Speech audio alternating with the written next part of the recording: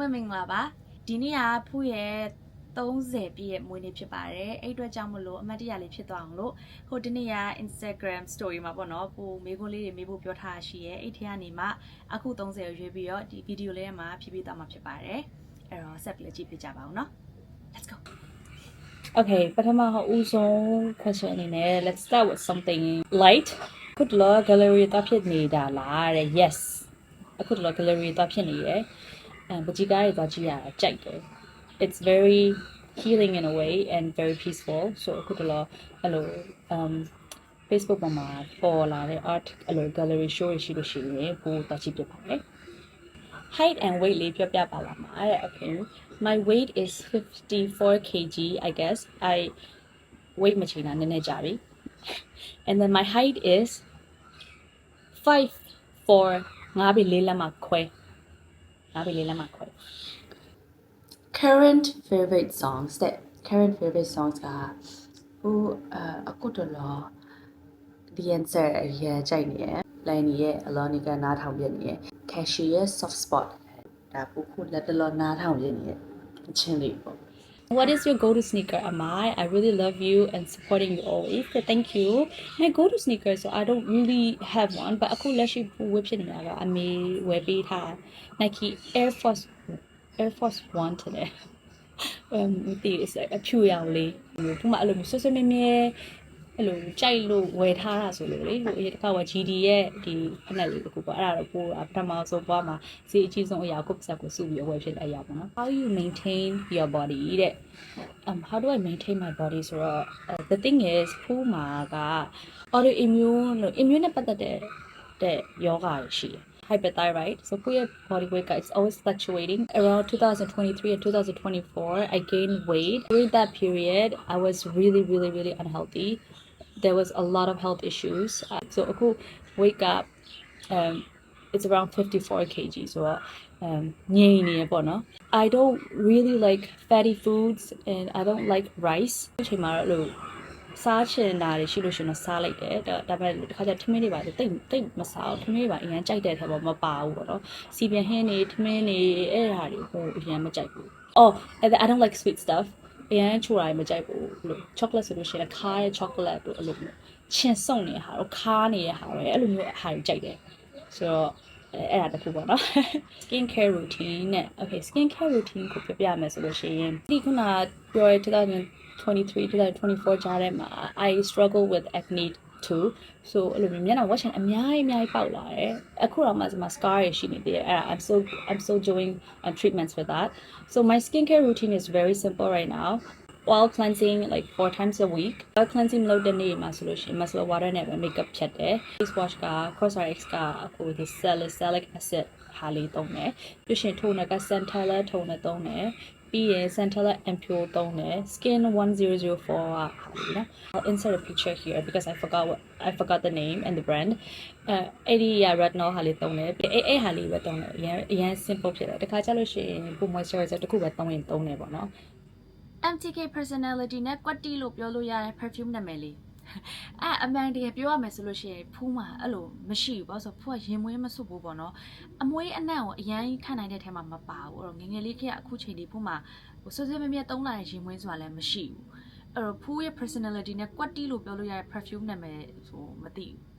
ပြောကြည့်ပါလားအောက်က comment မှာတစ်ချက်ရေးကြည့် Do you have any plan to act action movie yes It's one of my dream ကျန်တဲ့ဝါး fight လို့ပါတဲ့ဟာကြိုက်တယ်အနုပညာအလုပ်အပြင်နဲ့ဘာအလုပ်တွေလုပ်သေးလဲတဲ့ဘာစကားဘယ်နှမျိုးလောက်ပြောတတ်လဲပညာအလုပ်အပြင်ဘာအလုပ်မှမလုပ်ဘူး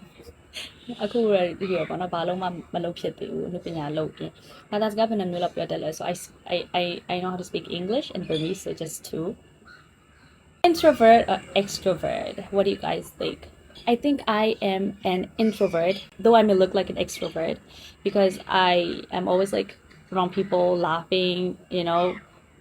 But I think I am actually an introvert because I enjoy my time alone so much. And MBTI li ti chin ba okay MBTI ko mat tha shi ye I used to be INFJ no matter how many times I did.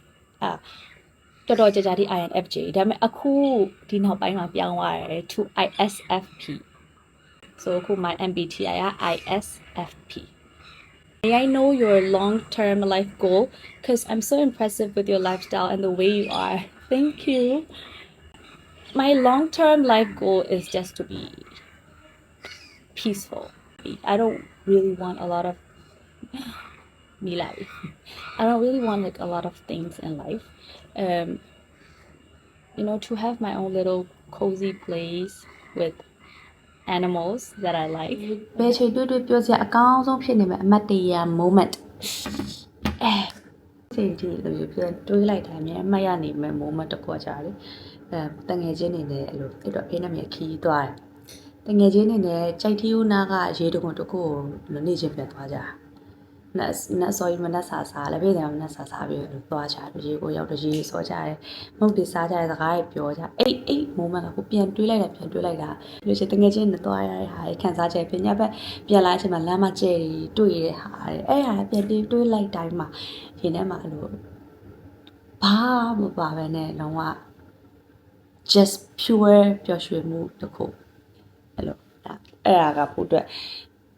ပျော်ရွှင်ရဆုံးလို့ပြောလို့ရအခုချိန်ထိ What got you into acting? You're so pretty, by the way. Thank you so much.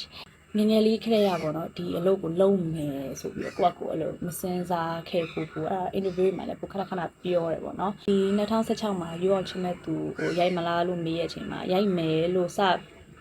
ပြ decide လုပ်လိုက်တဲ့အရာကနေစပြီးတော့ I realized that this is what I want to do and this is what I love because being in front of the camera getting into different characters it's just see how can I lizard got it's everything for me. I am truly a big fan of yours. Which moment in your career are you most proud of? First of all, thank you for loving me. I guess every choice I make, every step of the way, there are times where I really want to, you know, stop and do a different thing. But like whenever I'm in front of the camera, it really makes me happy. Yeah, if I have to like think of the moment that I'm most proud of, it will be all the choices that I made to be where I am, who I am today. Your 3 favorite movies and series that အခုခဏမှပေါ်လာဆိုရှင်ခဏပြန်ကြည့်ရဲ့ရုပ်ရှင်လေးရှိအဲ့ဒါက The Proposal Sandra Bullock ရဲ့ကားလေးပို့အဲ့ဒါကို9ခေါက်လောက်ကြည့်ပို့ရဲ့ It makes me so happy အဲ့ကကြည့်လိုက်တာစိတ်ကအမြဲတမ်းပျော်စေရဲ့ And another one က Love Rosie အရန်ကြိုက်တယ်အဲ့ကလည်း9ခေါက်လောက်ကြည့်ပြီးလို့ရှိရင် series ထဲမှာဆိုလို့ရှိရင် Reply 1988အရင်ကြိုက်တယ်ပြီးရင်နောက်တစ်ခါကျ one day series ရှိရလေ movie ကို series ပြန်ရိုက်ထားတဲ့ဟာလေးတစ်ခုရှိတယ်အဲ့ဒါလည်းအရင်ကြိုက်တယ်အဲ့လိုလေ friends ကနေပြီးတော့အဲ့လို soulmate အဲ့လိုကားလေးတွေ romance ကားလေးတွေသဘောကျတယ်အများဆုံး question လာပြီเนาะအိမ်တော်ဘယ်တော့ပြုတ်မှာလဲနောက်ပြီးအိမ်တော်ပြုတ်ပြီးတော့လူပညာလုံးလုံးမှာလားအိမ်တော်ပြုတ်ဖို့အစီအစဉ်ရှိမရှိအပြိုကြီးလုံးဖြစ်လောက်လာဘူးတဲ့အိမ်တော်ပြုတ်ခဲ့ရင်ဘယ်လိုပုံစံမျိုးစိတ်ကူးရင်ဘူးလဲနောက်တစ်ခုရှိသေးရဲ့အိမ်တော်မပြုတ်တော့ဘူးမလားအမေကိုကြီးကတစ်ဖက်သက်ဆန်သွားတယ်ဟီးတဲ့ဒီပေါ်လေးကလည်းအသက်30ပြည့်နေပြီဆိုတော့လေ it's something to consider right now ဆိုတော့ဒီမျိုးကနေမေးပြီပေါ့နော်အိမ်တော်မပြုတ်တော့လားဆိုတော့ဘယ်လိုပြောရမလဲအခုဒီတော့ပြုတ်ဖို့အစီအစဉ်တော့မရှိဘူးဒါပေမဲ့ငယ်လေးကလေးအများနဲ့ပြောဖို့ရလို့ဘာကြည့်လိုက်ဘာလို့ချင်လဲမေးလို့ရှိရင်ကလေးမေးလို့ချင်တာကလေးတော့အရန်ချစ်တယ် but then အခုအသက်ကြီးလာတဲ့အမြလို့အဲ့ဒါအရင်စဉ်းစားစရာတခုလိုမျိုးဖြစ်လာကိုကအနိုင်နိုင်ဖြစ်နေရလေနော်တခြားအဲ့လိုမျိုးလူတွေကိုတာဝန်ယူဖို့ဆိုတာ it's ပြန်ဝေးသေးရလို့ထင်တယ်ဆိုတော့အိမ်တော်ပြုတ်ဖို့ကနည်းနည်းလေးခေါင်းထဲမှာအရင် priority တခုအနေနဲ့ရှိနေတဲ့အရာတခုမဟုတ်သေးဘူးလို့ပဲပြောရပါပေါ့နော်အိမ်တော်ပြုတ်ခဲ့ရင်ဘယ်လိုပုံစံမျိုးစိတ်ကူးရင်ဘူးလဲဆိုတော့ကိုယ့်ရဲ့ wedding ကတော့လူတိုင်းကအဲ့လိုမျိုးစိတ်ကူးရင်ဘူးတာပဲလေနော်ကိုယ်စိတ်ကူးမရင်ဘူးလို့ပြန်ပွက်လိမ့်နေဖြစ်မှာပေါ့ wedding တစ်ခုလုံးမယ်ဆိုလို့ရှိရင်အဲ့လိုကိုမသိရလူတွေလည်းမဖိတ်ချင်ဘူးကိုမသိရလူတွေလည်းအဲ့မခံချင်ဘူးကိုခင်းတဲ့သူကိုချစ်တဲ့သူမိသားစုတငယ်ချင်းနဲ့ဆူဆူစီစီလေးလိုလေးလှုပ်ချင်တာအဲ့လိုအမှတ်တရဖြစ်မှာပင်ပန်းပြီးမင်္ဂလာတစ်ခုလုပ်ပြီးပင်ပန်းပြီးအဲ့လိုအများကြီးလိုက်စဉ်းစားရပြီးပတ်စံအများကြီးကိုလည်းဟာမျိုးလည်းမလုပ်ချင်ကိုနိုင်တလောက်လေးနဲ့အဲ့လိုပြန်တွေးလိုက်တိုင်းပျော်စရာကောင်းမဲ့မင်္ဂလာဆောင်မျိုးအဲ့လိုလေးလုပ်ချင်တာပေါ့နော်ပြောခံရတော့မဲပြီးလို့ရှိရင်ဘာအိမ်အောင်ပြောဖို့စဉ်းစားနေပြီလားမသိဘူးဆိုပြီး ကိုကပို့မေးထားတဲ့ဟာတွေမှာစာအုပ်နဲ့ပတ်သက်တဲ့ဟာလေးတွေများတယ်ပေါ့နော်။မပူစာအုပ်တွေဖတ်ဖြစ်လားအကြိုက်ဆိုမြန်မာနဲ့ English novel a books တွေပြောပြပါလားပြီးလို့ရှိရင်လက်တလောဘာစာအုပ်ဖတ်ဖြစ်နေလဲ Could you please recommend one book Any books you want to recommend from your current reads that could you please recommend books for self-care တဲ့ဖူးကိုစာအုပ်တွေကိုကြိုက်အောင်လို့ပထမအဆုံးဖြစ်စီရဲ့စာအုပ်ကမဆန်နာရဲ့ကွက်လက်ကလေးဖြစ်ပြပါ။အဲ့စာအုပ်ကဖူးကိုစာအုပ်တွေဖတ်စီဖို့တွန်းဝါတစ်ခုပေါ့နော်ပို့အရန်ကြိုက်တဲ့အိစာကိုအခုချိန်ထိလည်းပို့အမြဲတမ်းမှတ်မိနေတဲ့စာအုပ်ပေါ့နော်ပြီးရင်မဆန္ဒစာအုပ်တွေပို့စက်တိုင်းဖတ်ဖြစ်တယ်ငယ်သူဖို့မသိပါအရန်ကြိုက်တယ်ပြီးရင်နောက်ပိုင်းကျတပည့်ဝတ္ထုတွေအများကြီးဖတ်ဖြစ်လာတဲ့တုံးနိုင်တို့ဂျူအကုန်လုံးဝတ္ထုတွေအကုန်လုံးကြိုက်တယ်ဆရာမင်းလူရဲ့ဝတ္ထုတွေလည်းပို့အရန်ကြိုက်တယ်အခုလက်ရှိမှာပို့အကြိုက်ဆုံးဖတ်ဖြစ်နေတဲ့ဝတ္ထုကတော့ဆရာတိုးဆောင်ရဲ့လက်ညှိုးထိုးရေးပန်းဝိတ်တီဆိုတဲ့စာအုပ်လေးပေါ့နော်ပို့အိစာအုပ်လေးကိုခုဖတ်နေရဲအရန်လည်းသဘောကျတယ်အရန်ကိုကြိုက်တယ်ပို့ပထမဆုံး English novel မှာဆိုလဲစပြီးဖတ်စီတဲ့ဒီစာအုပ်တွေကိုပို့ပြီးဖတ်စီအောင်လုပ်တဲ့စာအုပ်ကauthor က Mac Cabot ရဲ့စာအုပ်တွေအရင်တော့ Airhead တို့သူ့စာအုပ်တွေတော်တော်များများပို့အရန်ကြိုက်တယ် romance စာအုပ်လေးအရန်ကြိုက်တယ်ဆိုအခုဆိုရှင် Sally Rooney ရဲ့စာအုပ်တွေဖတ်တယ်ပြီးအခုလက်ရှိမှာ if I have to recommend one book to you it would be Midnight Library အခုဖတ်နေတဲ့စာအုပ်လေးပေါ့နော် Midnight Library ဆိုတာ it's really good အဲ့ဒါဖတ်ပြီးတော့ပို့အတွေးလေးတွေအများကြီးပို့တွေးစေရပေါ့နော် let me know that where you are right now is the perfect place you can be content with where you are in life you know အဲ့လိုမျိုးစာအုပ်လေးအရင်ဖတ်လို့ကလည်း Midnight Library ဆိုတာလေးကိုဖတ်ကြည့်ပါ my recommendation daily routine such as Pilates yoga gym I am doing none at the moment ဒါပေမဲ့အခုနောက်ပိုင်းမှာအဲ့လို routine တစ်ခု set လုပ်ဖို့ကနည်းနည်းခက်လာလို့ခံစားရတယ်အထူးသဖြင့်ဒီအလုံးလုံးနေတဲ့အချိန်မှာစီးဝင်ရရုပ်ရှင်ဝင်ရတဲ့အချိန်မှာ proper fixed time ဆိုတာမရှိဘူးအဲ့လိုတွေကြောင့်အဲ့လို routine ဆိုတာ set လုပ်ဖို့အရန်ခက်ခဲတဲ့ဒါကတော့ routine တစ်ခုဆိုတာရှိတင်တယ်လို့ထင်တယ်အခုအချိန်မှာပို့ကနည်းနည်း procrastinate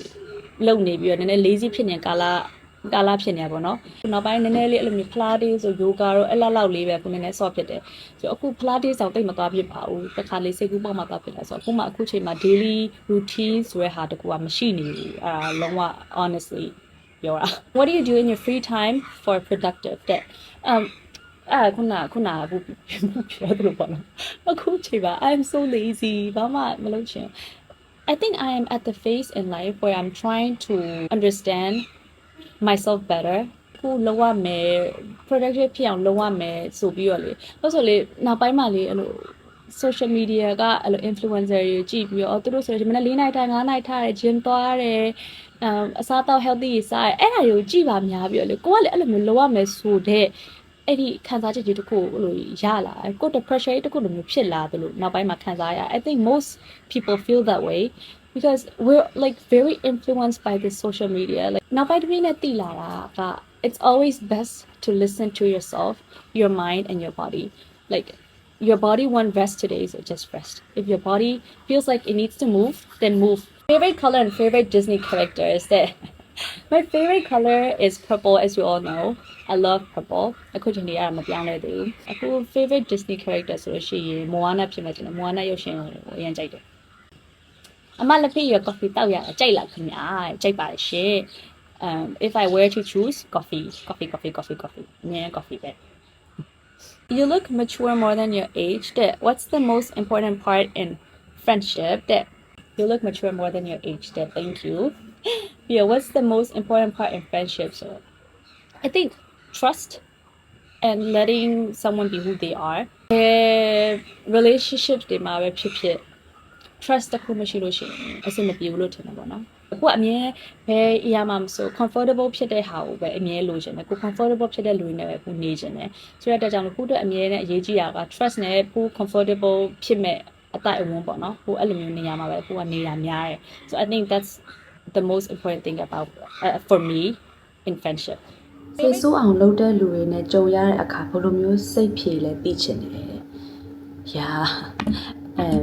ဖူးကလေအရင်ကြီးစိတ်ဆိုးတတ်တဲ့ထဲမှာမပါဘူးစိတ်မဆိုးတော့ဘူးစိတ်တိုခဲရပေါ့နော်ဒါပေမဲ့စိတ်တိုလို့ရှိရင်လည်းဒီကိုယ်လုံးကတုံလာပြီရမ်းငိုချင်တယ်အရင်ဆုံးဟောဒေါသထွက်လို့ရှိရင်မျက်ရည်အရင်ကျရတဲ့ထဲမှာပါတယ်ဘယ်ရမစမျက်ရည်အရင်ကျရတဲ့ထဲမှာပါတယ် What I do is I take a breath like should I say this? Should I say it? Because most of the time when I'm angry, like most of the time when everyone is angry, what they say without thinking, it's always something that you regret. အဲ့စကားမှကမပြောလိုက်ရင်လည်းရပါပြောလိုက်လို့ပို့ဆိုးပါပဲရှိမပြောလိုက်လို့လည်းမဖြစ်သွားဘူးเนาะဆိုတော့အဲ့လို situation တွေကိုနည်းနည်းကြုံလာများတဲ့အခါမှာ like နည်းနည်းအနောက်ကိုပြန်ပြီးတော့ဆိုပြီးတော့အခြေအနေနဲ့ပြန်သုံးသပ်တာ how to cope with stress မှာဖိုးတဲ့ yes stress ဖြစ်လာပြီဆိုရင်ဖိုးကဘာလုပ်လဲဆိုတော့ဖိုးကလက်တွေကိုလည်းရှောက်သွားတယ်ကော်ဖီဆိုင်မှာထိုင်နေစာအုပ်ဖတ်တယ်ရုပ်ရှင်ကြည့်ရတယ်သူမို့လူရီကိုထိုင်ကြည့်ရလမ်းမှာသွားနေလူရီကိုထိုင်ကြည့်ရအဲ့ဒါပို့နည်း stress ဖြစ်လာလို့ရှိရင်ပို့အမြဲလုပ်တဲ့ဟာပေါ့နော်အပြင်မထွက်ချင်ဘူးအိမ်မှာပဲဆိုလို့ရှိရင်လည်းပကြီးဆွဲတယ်စာအုပ်ဖတ်တယ်ရုပ်ရှင်ကြည့် I think အကုန်လုံးမိပါလဲတူတူလောက်စိတ်ထဲမှာကိုလှုပ်ရှင်တဲ့စိတ်ဖြစ်လာတဲ့ဟာကိုလုပ်လိုက်တခါတည်းကျတော့ရှင်တချို့ရက်ဒီမှာဆိုလို့ရှိရင်လည်းဘာမှမလုပ်ချင်ဘူးတနေ့ကိုအိတ်ပဲအိတ်ချင်တယ်အဲ့လိုဆိုလို့ရှိရင်လည်းအိတ်လိုက်တယ်ဒါပေမဲ့ like day by day I learned that it's always best to accept things as they are like if you can accept the situation that you're in it's so bad ရမ်းပူလာစိတ်တွေမှာအခုတကယ်ကြုံတွေ့နေရအောင်ငါတကယ်ငါတောက်ကြုံတွေ့နေရပါပဲဆိုတဲ့ဟာကိုလက်ခံလိုက်နိုင်ဖို့အရင်အရေးကြီးတယ်ခံစားရတယ် situation တခုမဟုတ်ပဲဒါရက်ဒီလိုဖြစ်ရမှာဒါရက်ဟိုလိုဖြစ်ရမှာဆိုပြီးအမြဲလိုက်ပြီးတော့အမြဲတွေးနေလို့ရှိရင်အရင်ခက်ခဲပြီးအရင်ပို့လာတယ်ဆိုတော့အရင်အားလုံး just accept things as they are that's what I learned ပေါ့နော်နောက်တဲ့မိကိုနေကအခုမေးရဲ့မိကိုနေထဲမှာဒီဟာလဲတော်တော်များမေးကြတဲ့မိကိုလေးတွေပေါ့နော်ပျော်စရာနေလာတဲ့ကာလမှာမိအနေနဲ့ဘဝကိုဘယ်လိုဖြတ်တန်းနေထိုင်ဖြစ်နေလဲလမ်းစာရှာမရအောင်ခက်ခဲပေးလာမှုတွေကြုံနေရချိန်ဆိုဘယ်လိုဖြတ်ကျော်ခဲ့လဲ How to handle depressed and tired mind or any suggestions for no exit except death life How to do to accept the situation to relieve stress and pressure How to pass the situation when the things do not go as planned အဲ့ဒါကိုအပွင့်ဒီမိကိုနေပေါ့နော်ပို့အပွင့်လင်းဆုံးဖြေရမယ်ဆိုလို့ရှိရင်ဖို့မှာတကယ်လေ specific အဖြေတခုမရှိနေဘူး။ဘာလို့ဆိုကိုယ်တိုင်လည်းအဲ့အရာတွေနဲ့ struggle လုပ်နေရတဲ့အချိန်ကိုပြန်ပြီးရှာဖွေနေတဲ့အချိန်ဖြစ်တဲ့အတွက်ကြောင့်မလို့ဒါပေမဲ့ဖို့ပြောနိုင်တာတခုကဖို့ဘယ်လိုနေလဲဆိုတော့ဖို့ကတနေ့ကိုပဲဖို့ရှင်းတန်တယ်ပေါ့နော်။အများကြီးလည်းအရှိကိုအရင်ကြိုမတွေးဘူး။အရင်ကအရာတွေအကုန်လုံးကိုလည်းမတွေးဘူး။အခုဒီနေ့ဘာလုပ်ရမလဲဒီနေ့အတွက်ဒီနေ့ဟိုပဲဘူးရှင်းတန်တယ်ပေါ့နော်အဲ့အခုလှုပ်ဖြစ်နေတဲ့အရာတခုပေါ့ဘာလို့ဆိုတချို့အရာတွေကကိုလည်းကို control အောက်မှာမရှိနေတဲ့အရာတွေကိုအများနဲ့အဲ့လိုဖူးရစဉ်းစားကြရပေါ့နော်စဉ်းစားကြတဲ့အချိန်မှာကိုမတက်နိုင်တဲ့အရာတွေလည်းအများကြီးရှိနေတဲ့အခါမှာဘာမှလုပ်လို့မရဘူးအဲ့အတွက်ကြောင့်မလို့ဒီနေ့မှာငါဘာလုပ်လို့ရလဲငါဘယ်လိုအကောင်းဆုံးလုပ်နိုင်မလဲဆိုတဲ့ဟာပဲကိုစဉ်းစားတယ်ဒါပေမဲ့တခုပြောနိုင်တာကအရေရအားလုံးကတစ်ချိန်ကြာလို့ရှင်ပြီးသွားမှာအရင်တော့ကိုကြော်ဖြတ်ခဲ့အရာတွေအကုန်လုံးစဉ်းစားကြည့်လိုက်ကွာစဉ်းစားကြည့်လိုက်တဲ့ဟာတွေမှာအဲ့အကုန်လုံးကြော်ဖြတ်နိုင်ခဲ့တယ်။ပြီးတော့အဲ့တုန်းကလည်းအဲ့အချိန်မှာကြုံခဲ့တဲ့အရာတွေအကြီးပဲအခုချိန်မှာကိုကြုံနေတဲ့အရာလည်းအကြီးပဲပူလောင်တာကတော့ပူလောင်မှုကအရင်များတယ်အခုချိန်မှာလေဟိုအခုပူလောင်နေတဲ့ဟာနဲ့မနေ့ကပူလောင်တဲ့ဟာနဲ့ခဏနေပူလောင်မဲ့ဟာတွေပူလောင်ခြင်းတွေကလည်းမတူအဲ့တော့အရာအလုံးကတကယ်ပြီးသွားမှာပြီးတော့ you're not alone အကုန်လုံးကမတူတဲ့အကြောင်းအရာတွေနဲ့အကုန်လုံး struggle လုပ်နေရတဲ့အချိန်တစ်ခုဖြစ်နေတာအခုချိန်မှာလေလက်မလျှော့လဲပို့ပဲပြောချင်တယ်အဲ့လိုတခါလေးကြောက်ပြောရလွယ်ဟုတ်တယ်လက်လျှော့ခြင်းတဲ့အချိန်ကြီးအများကြီးရှိတယ်ဒါပေမဲ့လက်မလျှော့ပါနဲ့အကောင်းဆုံးဘယ်လိုလုပ်နိုင်မလဲအကောင်းဆုံးမဟုတ်ရင်တော့မှငါဘယ်လိုမျိုးအဆင်ပြေအောင်လုပ်လိုက်နိုင်မလဲဆိုတာလေးကိုစဉ်းစားပြီးတော့ဒီအခုကြုံတွေ့နေရတဲ့ဟာတွေကလည်းတစ်ချိန်ကြာလို့ရှိရင်ပြီးသွားမှာပဲဆိုတဲ့စိတ်လေးနဲ့အကောင်းဆုံးကြော်ဖြတ်ကြမယ်အဲ့ဒါတော့ခုချိန်မှာပြောနိုင်တဲ့ဟာပေါ့နော်ဆိုတော့အကုန်လုံး fighting ပါတကယ် everybody you're not alone ဆိုတော့အားလုံးပဲအခုဗီဒီယိုလေးကိုအားရကျင်းနေမယ်လို့မျှော်လင့်ပါတယ်ဗီဒီယိုလေးလည်းမလုပ်တာအရန်ကြပြီပေါ့နော်ပြီးတော့အခုပြန်လုပ်တဲ့အခါမှာအမှတ်တရလေးလည်းဖြစ်သွားတယ်မိကွန်းတချို့ကလည်းဖို့အများကြီးစဉ်းစားစေရ reflect လုပ်စေတဲ့မိကွန်းလေးလည်းအများကြီးရှိတယ်ပေါ့နော်အဲ့အတွက်ကြောင့်မလို့မေးပြရဲ့အတွက်ကျေးဇူးအများကြီးတင်ပါတယ်နောက်ထပ် vlogs တွေနဲ့လည်းပြန်လာနိုင်အောင်လို့အများကြီးကြိုးစားပါမယ် အားလုံးပဲစိတ်ချမ်းသာကိုကြမှာကြပါစေနောက်ထပ်ဗီဒီယိုလေးမှာပြန်တွေ့ကြမယ်နော် bye bye